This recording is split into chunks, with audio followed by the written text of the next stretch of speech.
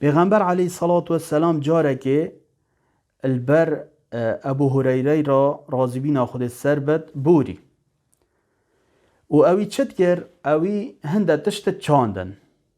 پیغمبری گوته علیه الصلاة والسلام ما از تشتکی نشاته ندم که خیرتر بد جوه چاندن آتا چینی.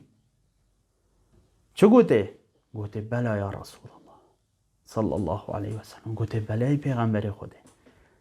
اگر نوکه تو تشتکی بچینی ایک بیجه تای تشتک باشتر نشاته دم الله تو یا باشتر ورگیری دویجی که یا باشتر جی ورگیری. پیغمبری گوته علیه الصلاة والسلام بیجه سبحان الله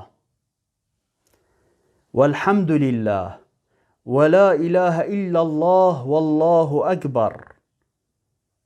اف گوتنه تنه سبحان الله والحمد لله ولا اله الا الله والله اکبر. اف هر چارته پیغمبری علیه الصلاة والسلام گوته ابو گوتن آوانا هر ایکش وانا، یعنی تو بیجی سبحان الله هر ایکش وانا، هر ایکش وان خود تعالی دبوتا داره که البحشت چینت. سبحان الله وانش بر هند دنیا مزرعه آخرته.